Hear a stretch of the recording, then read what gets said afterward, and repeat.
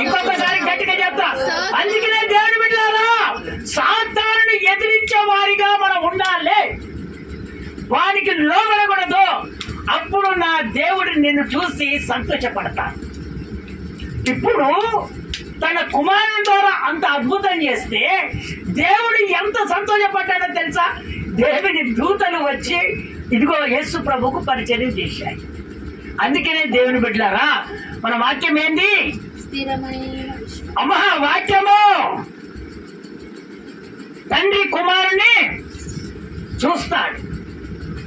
ఎప్పుడైనా గాని తన కుమారుని తండ్రి ఎప్పుడు పోగొట్టుకోడు.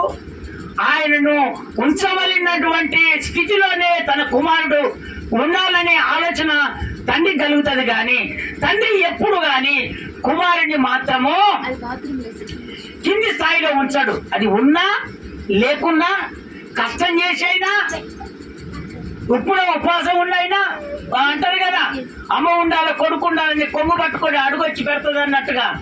వింటున్నారా? అందుకనే ఎప్పుడైనా సరే తండ్రి తన కుమారుని ఎప్పుడు మర్చిపోడు. మన యేసయ్య మనకు తండ్రి, మనమందరము ఎవరిమే? ఆయన కుమారులము కుమార్తెలము. అందుకని దేవుని బిడ్డలారా, మనం సాతానును ఎదిరించే వారిగా ఉండాలి. కానీ సాతానికి లోబడి అది ఆ ఆశ, ఇదిగో ఈ ఆశ. చూడు సాతానుడు ఏం పెట్టాడు? పత్తి చేలు వచ్చాయి, అందరు కలిసి వెళ్ళారు. వాడేం చేశాడు? ఇప్పుడు అమ్మా ఏం చేశాడు? పత్తి చేల వేషం వేశాడు. నీ ఇంట్లో లేదు కదా, ఇప్పుడు నువ్వు రా, నీకు అన్ని రూపాలే.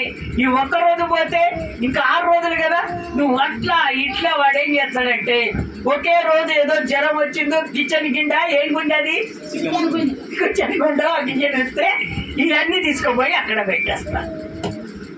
స్తోత్రం చెప్తారా ఒకసారి గట్టిగా? తండ్రికేమో నీ మీద ఇంత బాధ్యత ఉన్నది. ఆయన మేలు చేయటానికి వచ్చాడు కానీ కీడు చేయడానికి రాలేదని చెప్పాడా లేదా? ఇర్మియా పుస్తకం ఒకసారి చదువు. మళ్ళీ నాయన ఒకసారి చదివి వినిపిస్తాను, ఆ మాట ముగించేద్దాం. ఇంకా ఇర్మియా పుస్తకం 32వ అధ్యాయం 41వ వచనం చదువు. 32:41.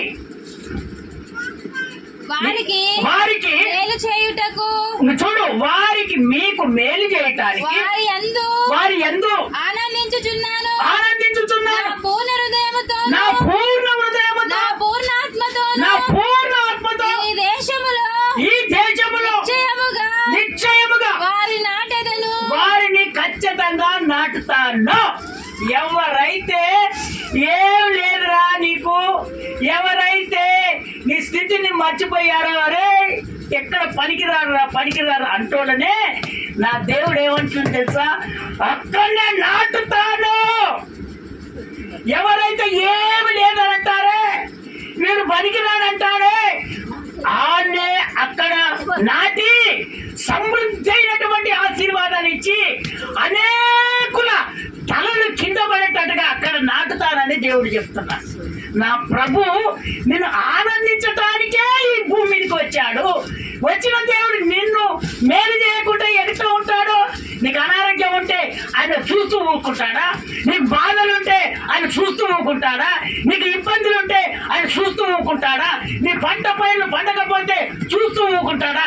ఆయన అన్ని చూస్తాడు గనక ఆయన మేలు చేయటానికి వచ్చాడు, నిన్ను ఆనందించడానికి వచ్చాడు. కానీ నా దేవుడు నిన్ను కీడు చేయడానికి రాలేదు. దేవుని బిడ్డలారా, అయితే నా దేవుడు ఒకటే కోరుకుంటున్నాడు, నీకు మేలు కావాలంటే ఒకవేళ తండ్రి చెప్పినట్టుగా నువ్వు వింటున్నావా, వినట్లేదా? ఇది ఒక ప్రశ్న నీకు దేవుడు వేశాడు. ఒకవేళ తండ్రి చెప్తే నేను వినలేదేమో అని ఇదివరకు అనుకున్నానేమో, కానీ ఇప్పుడు నా దేవుడు చెప్తున్నాడు, ఇదిగో తండ్రి చెప్పినట్టుగా మీరు వినండి, మీకు ఖచ్చితంగా మేలు కలుగుతుంది.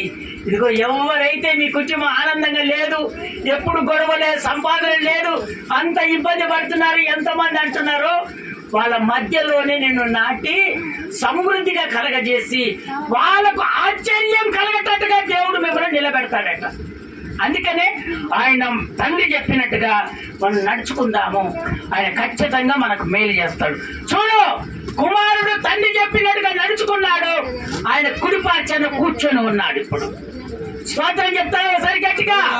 కుమారునికి సావు లేదు, ఆయన అంగీకరించి బ్రతుకుతున్నటువంటి మనకు సావు లేదు. అసలే సావును మీరు తెచ్చుకుంటున్నారు కానీ సావు అసలే లేదు. స్తోత్రం చెప్తారా ఒకసారి గట్టిగా?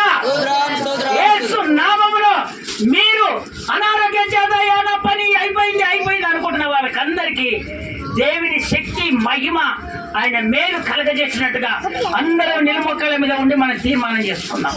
ఇప్పుడు తీర్మానం చేసుకున్నాం, అందరం నిలుమొక్కల మీదకి వచ్చేద్దాం. అందరం నిలుమొక్కల మీదకి వచ్చేద్దాం. అందరం నిలుమొక్కల మీదకి వచ్చేద్దాం. అందరం నిలుమొక్కల మీదకి వచ్చేసి తీర్మానం చేసుకుందాం. ప్రభు